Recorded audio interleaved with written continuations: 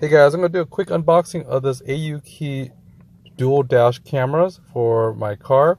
Basically, I just got this and I'm going to go ahead and install this into my car. This is just a quick unboxing video. If you want to do an installing video, it will be in a later one. The links for the dual dash camera as well as the shock sensor for the dual dash camera is on the links below and description below. So this is a quick unboxing and I will start making other videos for the installation later.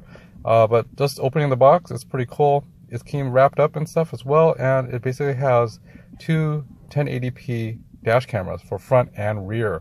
That's the only reason I bought this, is because one, the price isn't too bad. It was about $130 for the dual dash cam that has front and rear 1080p. It has a super long 20-foot cord for the rear camera. Has plenty of little cable holders and a 13-foot cable for the front camera, and a lot of those pads too. They have secondary mount pads as well as more 3M tape. They have like 6 pairs of 3M tapes in here, so it's pretty cool. So overall, inside the package is pretty cool. The instructions wise is pretty simple. There was really not much in the instructions. Of course, I already, this is just a quick unboxing of it. It's just one packet of instructions and plenty of 3M tape. But overall, it comes with the 2 cameras, the cables, 3M stickers, and the USB cables and stuff. The USB cables are still the same cables. It also needs a class 10 SD card. I got myself the Evo 180 gigabyte micro SD, and that was around $27. I'll leave a link below as well. But they ask you to use the micro SD that's class 10 or better, and they said actually to use the Samsung Evo basic micro SD card specifically for this reason. So I did the max amount of gigs that it could hold, which is 128 gigs. And for the diagram, it's actually pretty simple. It comes with a power supply with a dual USB charger, so you could charge, basically have it put in your 12-volt lighter socket, and so you could power the thing. The power goes to the primary dash cam, and then the second cable goes from the primary dash cam all the way to the back of the car, which makes it pretty simple. At first I thought, wow, this is a lot of cables. The cables are really thick. Normally if you got the cheaper dash cams, basically the cable in the back is really thin. If you look at this one, both cables are extremely thick. The front dash cam, or the main unit that holds the memory card and the 1080p camera on the front, they're both HD in the front. They have Sony sensors for both of them, which is nice as well. And there's microphones on this as well. So you can see these are USB, the first series USB ports. I think most dash cams do that. They're really thick cable, and I'm okay with that because I'm just going to basically run it through the weather stripping and stuff. Both cables are really thick. I was worried that it was too thick for my car, but it turned out fine because this is like my 3rd dash cam that I'm installing for cars. So this back dash cam is really small. It's not small, but it's small enough where it could be hidden, and it's probably going to be put right under the brake light. And I'm going to probably do that, or try to mount it as high as I can. But it's going to probably run along with things. Both of these dash cams have a quick release, so you just slide it off in case you need to take these dash cams off to replace them.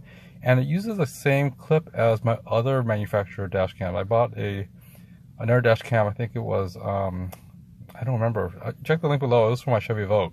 But I basically bought the same one, and they mount the same way. So it's pretty cool. I could technically just upgrade this thing because this uses the same power. The power supply is still USB, so it doesn't require much power. It takes I think about at least 800 milliamps or more. And like I said, these things are, you could quickly any of these things off. So I'm thinking maybe in about a year I might upgrade my Chevy Volt to have dual dash cams instead of just one, or even my other cars to have more than one dash cam.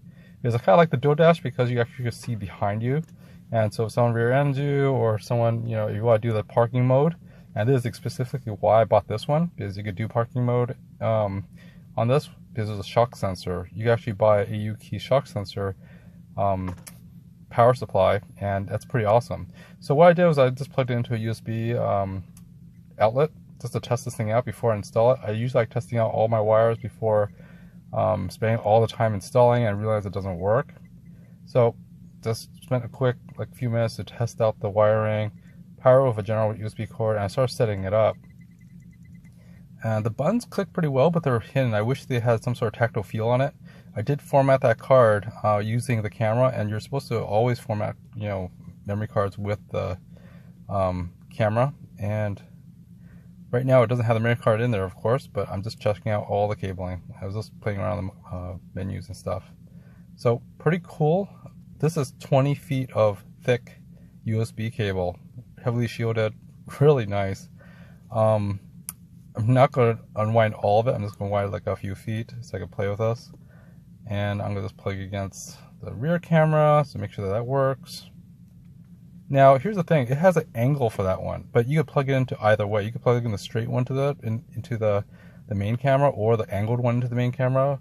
For the instructions, it actually has the angle side, connected to the primary camera. But, you guys should do either. So I'm going to go ahead and open up the Samsung Evo 180 Select. I think these are Selects. These are one of the more pricier ones. But it's 180 gigs, which is perfect. And I think, yep, that's it. So basically the top side goes up towards the glass, and the metals, the contacts go on the bottom where the screen is. So let's slip it in. I'm going to do a quick format. Bum, bum, bum, bum, bum. And it takes a little longer to boot, and that's why when I first turned this thing on, it takes about easily around 5 to 6 seconds for it to start up. So I'm worried about if I put it into parking mode or security mode that it's going to take a while before the sensor reactivates to this thing. But doing some tests with the sensor and a little later, I realized that it stays on. To be honest, this is a shock sensor. So the interesting thing is that it has a green light that shows. This tally light basically shows that it is on and recording. If it's like continuously on, that means it's not recording, it's just on. I feel that I found out about that later. Going through the menu systems, you can't see it in this video, but I went through pretty much all the menu systems, changed the shock settings to medium, and changed the default ones to different ones. There are other things you could do with it. The first thing I did was to format the card using the camera so that it's native to what the camera wants. And like I said before, I did buy the 128 gigabyte card so I could max out this camera. I figured this would probably last about, using 2 cameras at 180p, it's probably going to last a good, I don't know, maybe a day worth of video. Because my other ones were 32 gigs and it barely lasts 6 hours. So you figure 6 times 4, wait no, 32 gig, yeah, 6 times 4, it should last about 24 hours or so, or roughly 20 hours. Actually it will be a lot less because this dual cam and recording 2 streams, it's going to be a little less. It'll probably be closer to around, I'm guessing 18 hours or so using 2 cameras.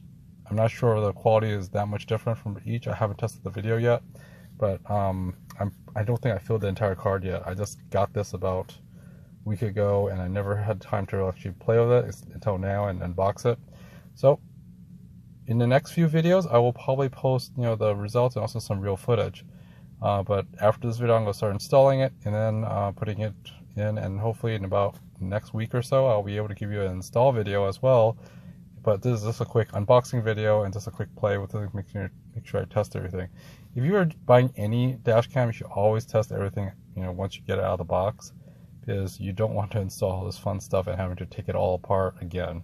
Because the install, even though it's pretty simple, it does take an hour or two to go through the weather stripping of your car, get all the tools out, and basically take out all the tacks on for the upholstery or whatever it is. It's not really upholstery, it's actually when running it through the paneling, you have to pull the panels off and do all that weird stuff. If you want to put it, you can actually put a inline fuse to power this thing using the 12 volt of the car, but I will probably not. I actually got the shock sensor cable, and I'm going to do an unboxing of that right after this one. So I'll just do a quick recording test, and then I do a playback test on right back on that screen. I didn't want a big screen. I just want a nice, discreet little camera that can just hide in the corner or right behind my rear view camera, a rear view mirror, and that's the whole point. It was supposed to be a discreet recording, and that's basically it. Now, that being said, this is the shock sensor for the AU cameras or AUKEY cameras. So you could get this for other cameras too, but that has a parking mode where basically as the shock sensor gets shocked or there's an abrupt hit on the car, it basically turns on the recording mode. This is a pretty awesome thing. I liked it because that's a good idea because my car got broken into the other time for my Chevy Volt. So, but this is for my other car. So it's interesting because it plugs into the OBD-II port on where your under your steering wheel or under where the driver's side is. So you just have to find it in your car and just plug it in, and it provides power to your dash cam through this there's like a power cord for your dash cam. As you can see, it just goes underneath where your OBD-II connector is. It goes all the way up. The thing is that this thing mounts on your windshield, which I didn't like at all. Basically, it mounts on your windshield, so if something hits your windshield or hits something on your car, it's going to vibrate and turns on the recording, which is nice. I realized that this thing stays on pretty much after installing this thing. It stays on like pretty much all the time. It doesn't drain a lot of energy because your camera and this thing doesn't really take that much energy, but it does drain your battery a little. I really didn't care for that. I'd rather have a secondary power supply or power bank to power it if that's the case. But I did like the fact that it has a impact sensor on this cord so that I could tell it when to record, which is cool. This thing costs about 20 bucks. I'll leave the link below as well. And it simplifies the power side of things in terms of if you wanted to just wire it into the car without having to do an inline fuse or any wiring. This makes it very simple. But I'll leave the link below. Anyway, thanks again for watching. Please like, subscribe, leave some comments below, as well as hit the bell button to subscribe for more Costco finds, DIYs, installs, automotive stuff, events, as well as the Honda Clarity, which I just got. I'm going to do some more videos on that as well. See you next time. Stay tuned. Bye-bye.